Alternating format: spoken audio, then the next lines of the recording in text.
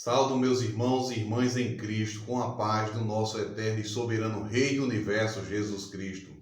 É uma satisfação estarmos juntos a estudar a palavra do eterno, do Jesus Cristo. E se essa palavra, se esses estudos, se essas meditações que temos feito, tem lhe ajudado, compartilhe com outras pessoas e também possa se inscrever no meu canal do YouTube, Flávio Azevedo 7.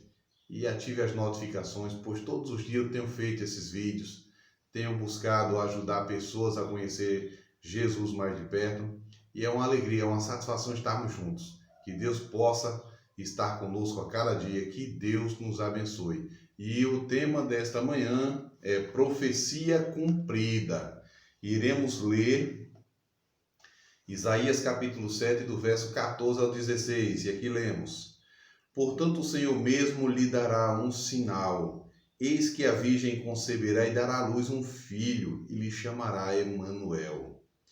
Ele comerá manteiga e mel, quando souber desprezar o mal e escolher o bem. Na verdade, antes que este menino saiba desprezar o mal e escolher o bem, a terra daqueles dois reis que você tanto teme será abandonada. Meus queridos, neste texto aqui de Isaías capítulo 7, verso 14, a gente vê aqui duas profecias.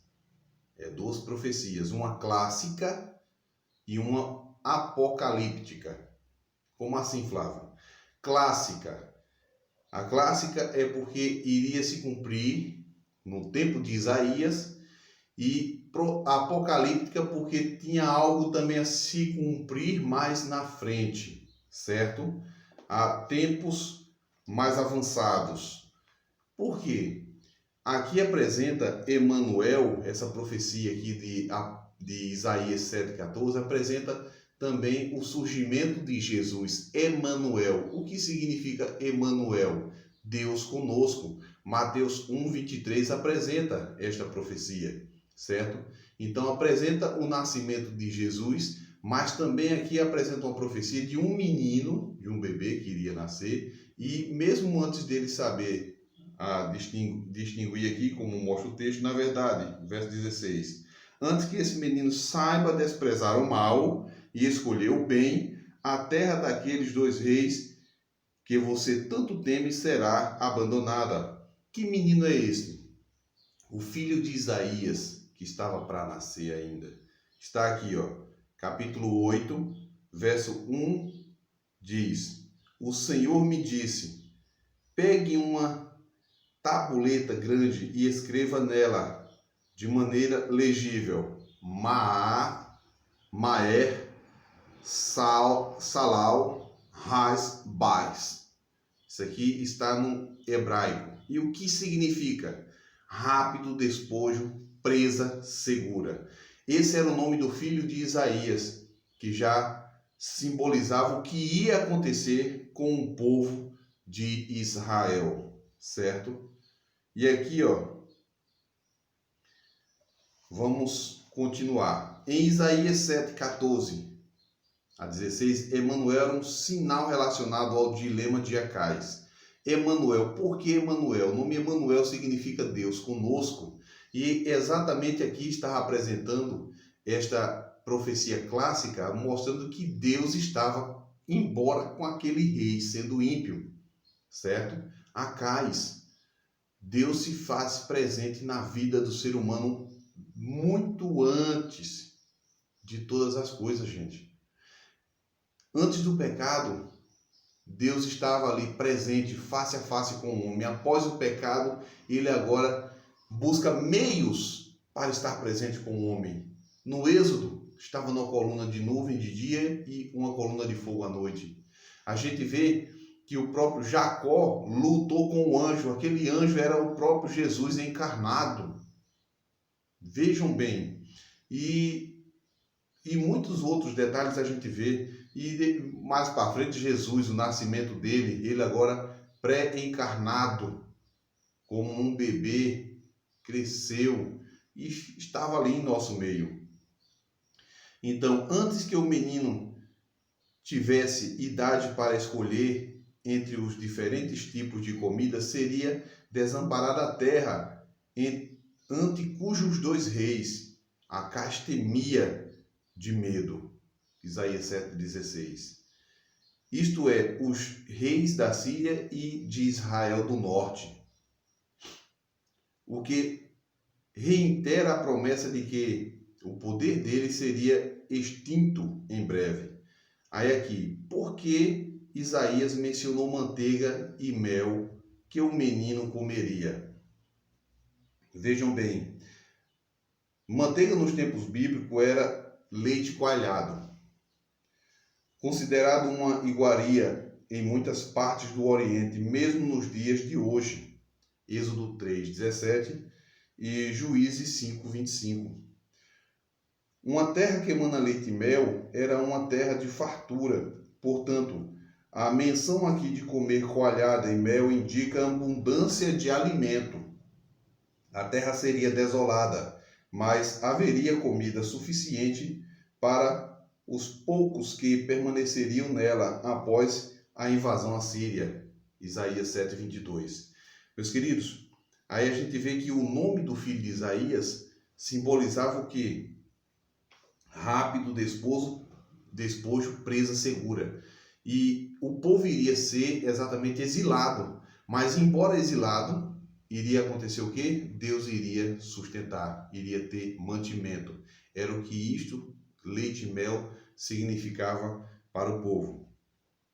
As plantações e os campos de Judá seriam destruídos pelos assírios. Isaías 7:23-25. Portanto, o povo, incluindo o Emanuel do Antigo Testamento, quem quer que ele fosse, mas aqui o texto apresenta, como eu acabei de falar, essa profecia clássica e apocalíptica. Clássica apresentando que representava ali o filho de Isaías que iria nascer, representando exatamente este Emanuel, e apresentando Cristo que mais na frente, no futuro, iria nascer. Então, seria forçado a voltar à dieta dos rômades, Isaías 7:21-22. Mas, embora fossem pobres, eles teriam o suficiente para sobreviver. Então, quando foi cumprida a profecia sobre a Assíria e Israel do norte?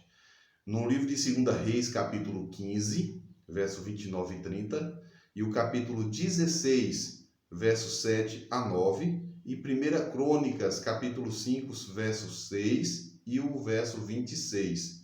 Mostra que aproximadamente no ano 732 a.C., com o assassinato do rei Peca e a conquista de Damasco, certo? Essa profecia foi dada por volta do ano 734 a.C., em resposta ao suborno de Acais. Tiglat-Pileser III fez o que provavelmente teria feito de toda a maneira, sendo pago ou não, ele iria fazer. Destruiu a coalizão do norte, conquistou a Galileia e as regiões da Transjordânia de Israel do norte. Deportou parte da população e transformou os territórios em províncias da Assíria, do ano 734 a 733. Isso com a diferença de um ano. Em um ano ele fez tudo isso. O restante do povo foi salvo quando Oséias, após assassinar o rei Peca, rendeu-se e prestou tributo em 733 a 732. Tiglat-Pileser III conquistou Damasco. Ele transformou a Assíria em províncias assíria. Portanto, em 732 a.C., 2 anos depois da profecia de Isaías, que exatamente Isaías já tinha seu bebê, a Assíria e Israel haviam sido finalmente derrotados e tudo acabou para os dois reis que havia ameaçado Acais. Logo depois que Salmaneser V substituiu Tiglat-Pileser III em 727 a.C., Oséias, rei de Israel, ele cometeu suicídio ao se rebelar contra a Assíria. Os assírios tomaram Samaria em 722 a.C. e deportaram milhares de israelitas para a Mesopotâmia e para a Média, onde foram absorvidos pelas populações locais e perderam sua identidade. Isaías 7, verso 8, apresenta que dentro de 65 anos, Efraim seria destruído, deixaria de ser povo. E foi exatamente o que aconteceu dentro dessa história que estou contando. Deus havia predito o que aconteceria com os inimigos de Judá, mas seu argumento para Acais era que isto aconteceria de toda maneira, sem que Acais precisasse confiar na Assíria. Tudo isso iria acontecer. Acais unicamente precisava confiar em Deus. E é o que nós devemos confiar, meus queridos. Tudo que foi predito para aquele tempo do Antigo Testamento, tudo aconteceu segundo a vontade de Deus, certo? E para os nossos tempos presentes, apresenta que muitas coisas, muitas calamidades irão acontecer até a volta de Cristo. E para isso, meus queridos, não precisa nos apartarmos do Senhor para que essas coisas venham a acontecer. Não precisa, certo? O eterno, soberano Rei do Universo, ele vai voltar. Os homens querendo ou não, Satanás querendo ou não. E a gente precisa estar seguro nas mãos de Deus. Irei ler um texto aqui de 1 Pedro, onde o título diz A Santidade na Vida. E aqui diz, do verso 13 ao 25, por isso, preparando o seu entendimento, sejam sóbrios e esperem inteiramente na graça que lhes está sendo trazida na revelação de Jesus Cristo. Como filhos obedientes, isso aqui é o que temos que ser, não vivam conforme as paixões que vocês tinham anteriormente, quando ainda estavam na ignorância, na falta de conhecimento. Pelo contrário, assim como é santo aquele que os chamou, sejam santos vocês também em tudo o que fizerem. Porque está escrito, seja santo como eu sou santo. Temos que nos tornar santo como Jesus. E se vocês invocam como Pai aquele que, sem parcialidade, julga segundo as obras de cada um, vivam em temor durante o tempo da peregrinação de vocês. Enquanto estivermos aqui na terra, temos que viver segundo a vontade de Deus, sabendo que não foi mediante coisas perecíveis como prata ou ouro que vocês foram resgatados da vida inútil, ou seja, no momento em que estávamos em pecado, em transgressão, que os pais lhes legaram, mas pelo precioso sangue de Cristo Jesus, amém? Como de um cordeiro sem defeito e sem mácula, ele foi conhecido antes da fundação do mundo, mas foi manifestado nestes últimos tempos em favor de vocês, em favor de mim.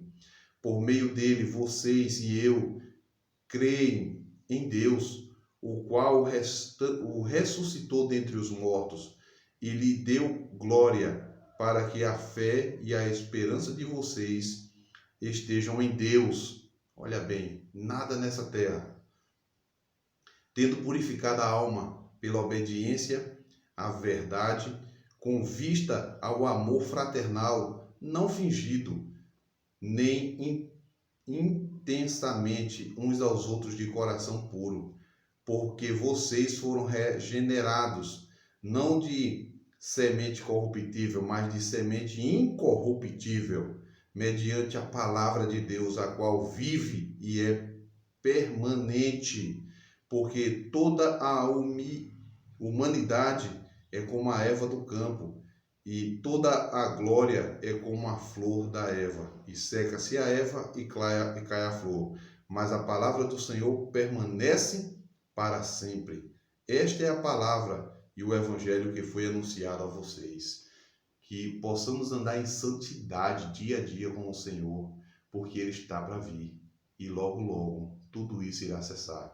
E iremos viver uma eternidade ao lado de Deus para todo sempre. Vamos juntos orar? Grande Deus e Pai, assim como todas as coisas que se cumpriram no Antigo Testamento, ó Deus, sabemos que logo, logo, o que foi predito para os últimos tempos irá acontecer. O Senhor logo, logo voltará. E que possamos dia a dia estar apegados, seguros em tuas mãos, e que nada nem ninguém possa nos tirar dos teus caminhos. Torna-nos, ó Deus Santo, como Jesus é santo. Perdoa nossos pecados, abraça cada familiar nosso, cura cada enfermo, ajuda cada pessoa em suas necessidades, Senhor. Nos abraça cada dia e perdoa-nos os nossos pecados em nome de Jesus. Amém.